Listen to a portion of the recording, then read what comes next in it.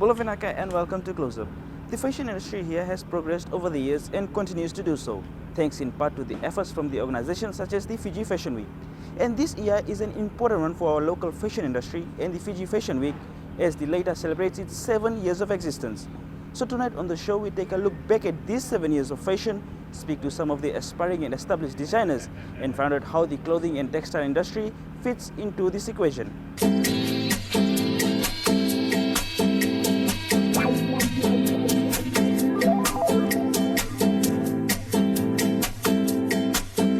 It's an industry that has gripped the world in its glitz and glamour. Fashion is no doubt the largest industry in the world, not too far behind technology and agriculture.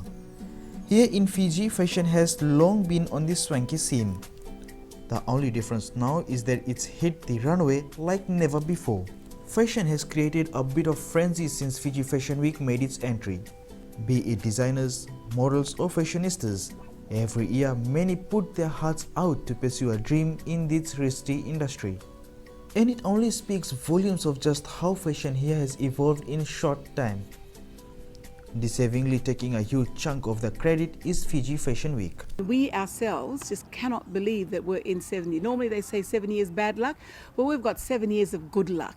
I think when you talk about good luck and the success of Fiji Fashion Week, you gauge it by the actual activities of all of the designers who have been involved in Fiji Fashion Week. Their 7-year journey has been nothing short of a challenge. When I look back at the 7 years, it's just the one thing that comes to mind is just the hard work. What a hard job this has been, trying to get Fiji Fashion Week to the forefront of the corporate industry, for people to understand what Fashion Week is about. Fiji Fashion Week is a major platform for many established as well as aspiring designers to showcase their creativity. I've got to name a few of them, and there's Robert Kennedy, supported by Tapus. There's Moira Salvalu, who has a fantastic online label called Mountain 8. Anna Rambuka, there's Carolyn Arcoy, there's Elaine Taylor and Zelda. There's Elaine Taylor and Zelda Thomas, who have their own boutique as well as their own production house. Anton Y and Michael Mosio have their own production house. There are so many people, shops that have opened, boutiques that have opened because of the demand for current trendy fashionable clothes. For somebody like me whose work is probably not so much into fashion, my everyday job is something else. I'm in media. I do fashion on the side, but even as somebody who is part of the industry part-time, I feel like I've gained a lot. Not only in terms of exposure through Fiji Fashion Week, but in terms of growing as a designer. It's not something that you get overnight, it's something that you have to harness over the years.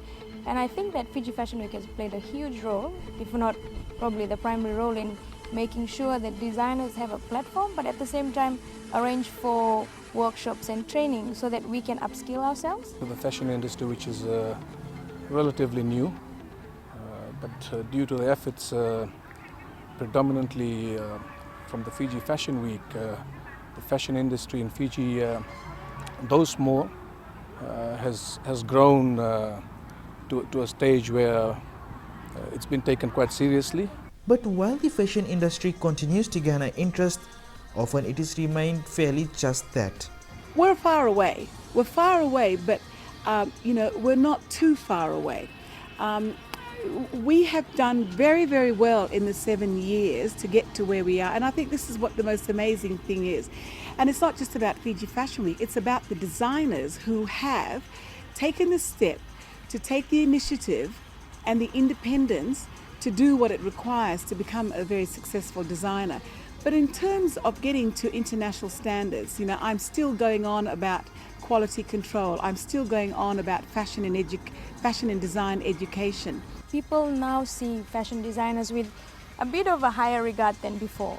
Before designers would be seen as people who just, do this and that and they just go by. But now there are some designers who have really gone off and sort of branched off and started producing, and they're selling in some of the department stores here in Suva at least, and some are selling in resorts. So people are giving them that credit, but I just feel like you should push them a little bit more and make it like an everyday thing, not just 2 or 3 people making the mark, but I feel like at least 20 designers should be out there, selling their their products as Fijian made.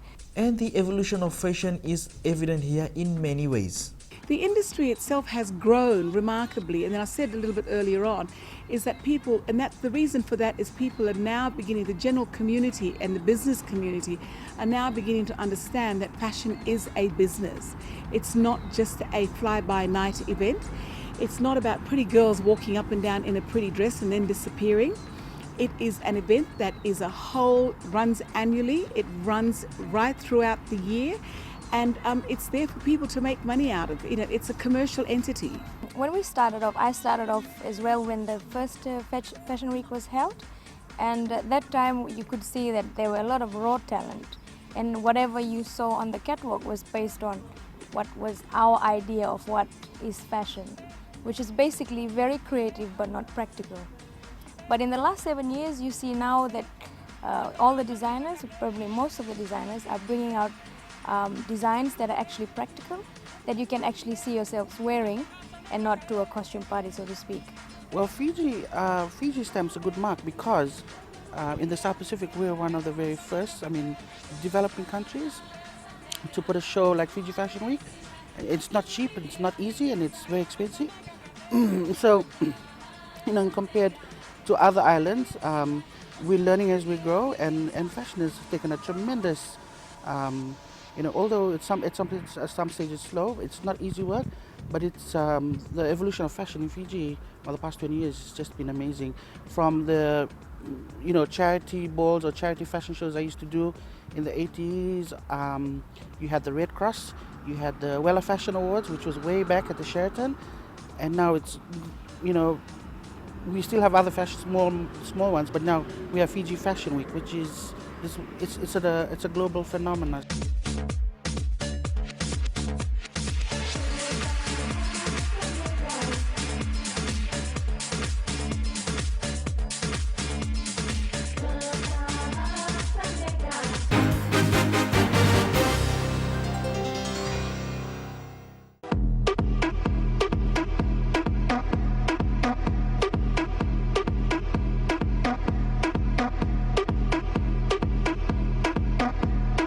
Putting to paper creative handiwork and eventually onto a fabric has long been a hobby for many. And that's how some of the big names in our local fashion industry have come about. For established designers like Hafil Hoda and Nazia Ali, it goes beyond designing a fabric. It's just been an amazing experience because it started as a hobby. I did sketches in high school, and I'm actually full-time. I work full-time at USP, so part of my career is in academic, and it's challenging to have, a lot of people ask me if I want to make choices of being going to fashion, but I enjoy both. They're kind of like related to each other, and also they have their separate issues. But yes, overall it's been challenging for the 20 years because I initially started at uni when I was in my second year, and from there I grew into, basically making casual resort dresses. I didn't know it was called fashion designing, but I knew I loved putting pieces that I wanted to do to make myself look good. I love to draw dresses as a kid. So over the years, as you get educated on fashion, you watch television, you watch or you read the Vogue magazine, you get an idea of what fashion designing is, and you know what is styling and how big the fashion industry is in the world. So based on that, I had that interest. Hoda has been a designer for 20 years now, and he has his own niche wedding market. It's basically a one-off, and it's not like mass production or into retail. So you're designing according to the specification of the bride, because it's her big day. It's different also because, and it's challenging in Fiji, is simply because we don't, in terms of supplies, sourcing of fabrics, we don't have bridal fabrics here. So basically I order mine, or when I go overseas, I buy my fabric overseas, and that's a challenging part. Following a similar trend is Nazia Ali. With a wealth of experience in the fashion industry, Ali too has stamped her mark here and on the international scene. And then I found avenues to sort of promote my creativity, and Fiji Fashion Week was probably the first step into formally telling myself that yes, I can try it out. And then, you know, over the years I've looked at how I could think of concepts and ideas. So I've always been inspired by, you know, Fijian and Pacific Island designs and motifs, and then I've used that to sort of inspire me and motivate me to bring out, you know, what the world doesn't know about Pacific designs into fabrics. And their success has not come easy. Every step has been a challenging one. One is definitely perseverance. I mean, I think for any career, it's perseverance. You know, even if we had the coups and political instability for the years, I kept, you know, believing in myself and going, and that's a belief in, you know, God plays a major part in it. You know, belief in God, and that He can actually encourage you and motivate you, and, you know, self-motivation. And also, I think one of them is my family. It plays a very important role. My family has been the biggest support, and my friends. I have a huge group of friends and who just believe in you. I've always had that issue of production. So if you don't have a large number that, you know, in an order, to get a big factory that does a professional job to do the work is hard. So you have to try and make do with whatever's available.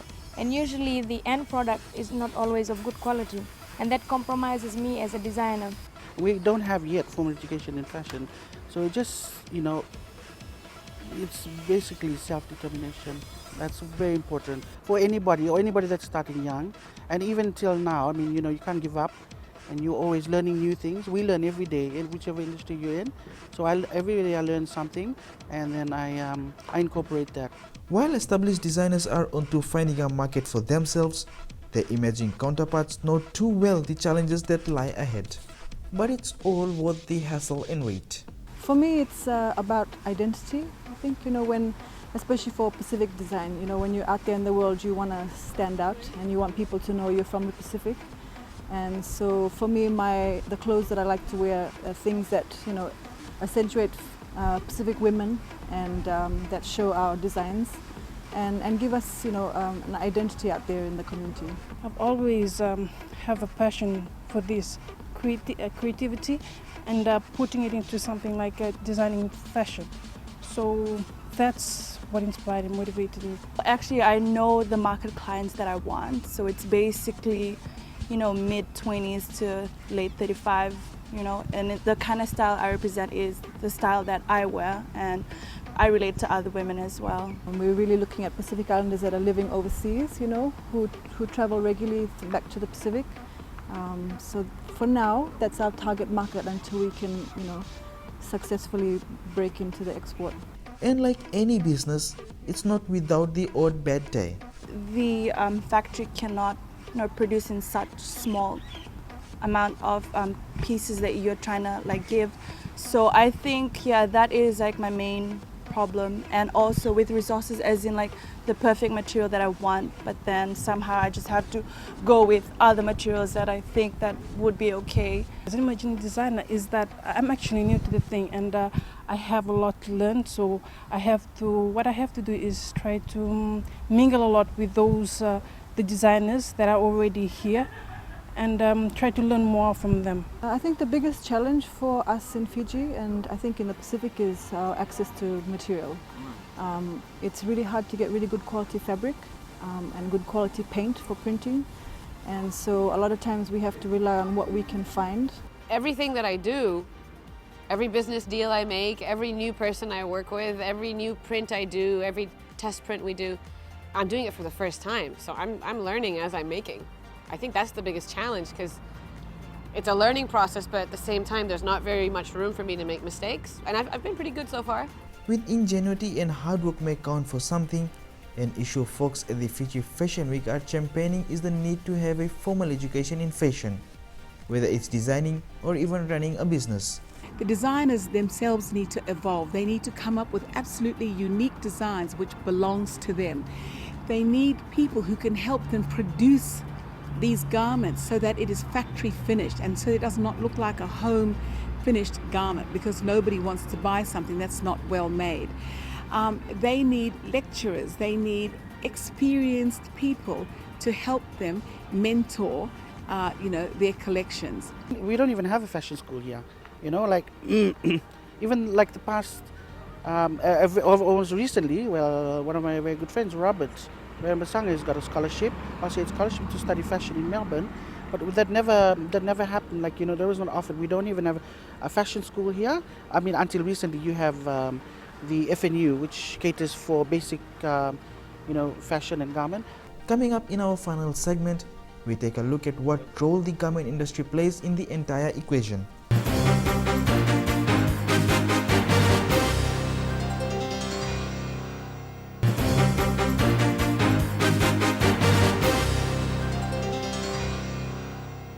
One of the major issues faced by the fashion industry is the lack of proper training facilities for the designers. An issue the Fashion Council of Fiji knows once resolved will further lift the standards of the local industry. It's usually seen as a second choice of area, field to take part in. So if it's, I would like to use, if it's made to be seen more as a sexy industry to be in, I think more people will be interested. And at the same time, if it has an end result, because at the moment you could be creative, you show nice pieces, but if you're not able to sell it, then it really has no end to this goal, because you're just showcasing but you're not making anything out of it. So that's why it's always just seen as a creative outlet.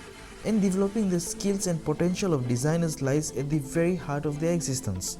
Part of the things that we're doing is we're trying to make sure that fashion is taken up as an actual course, or at least diploma level, if not degree, in universities, so that people can be formally qualified, and trained, so that when they do come out, they have the technical expertise and the creative expertise to then push this industry forward. Which is why our partnership with the garment industry is so crucial. After all, if a designer wants to mass produce their garments, who else would they turn to? In the future, we're looking at ways and means to try and get funding, whether it's from development agencies or private sector funding, just so that we can harness this new interest that's coming up. But at the same time, we have to see it from a business point of view, that designers, when they're venturing into fashion designing as a business, they actually see it as a viable, sustainable business, not something that they get help with for the first 1 year and after that, they close shop. It has to be something that's sustainable. And very few have successfully formed a partnership. One of the main requirements when you go out in the export market is the quality of your product.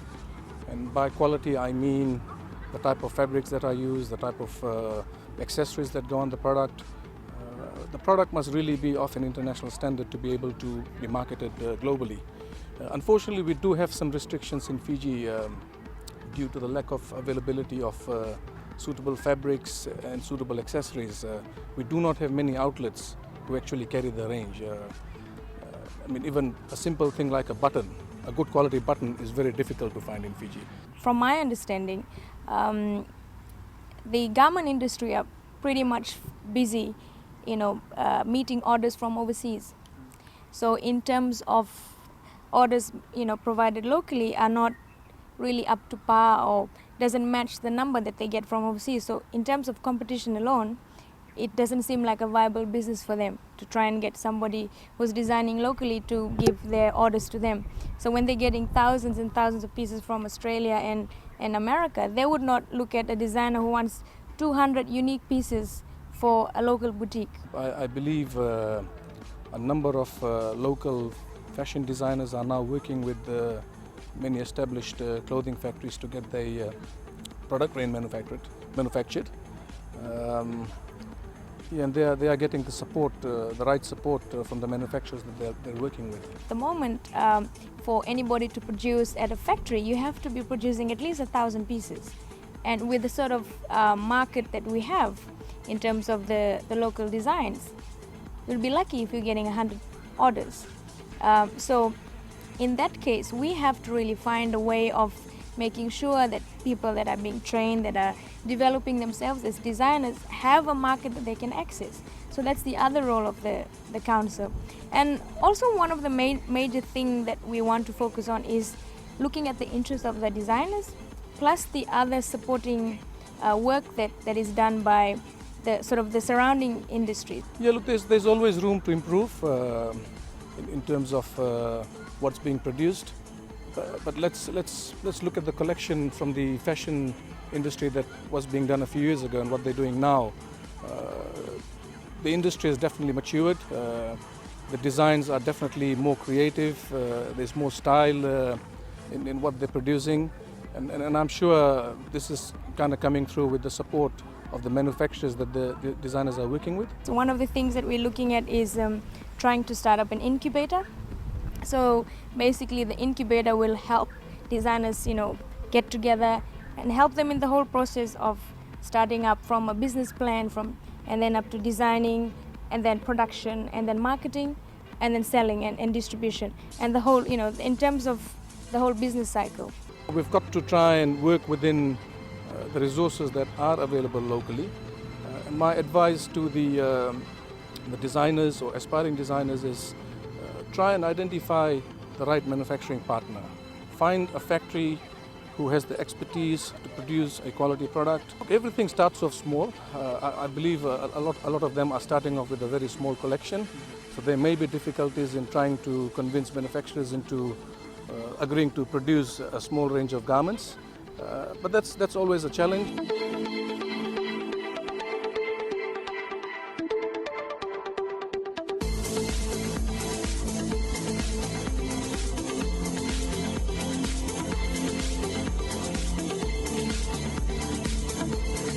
That is the show for tonight.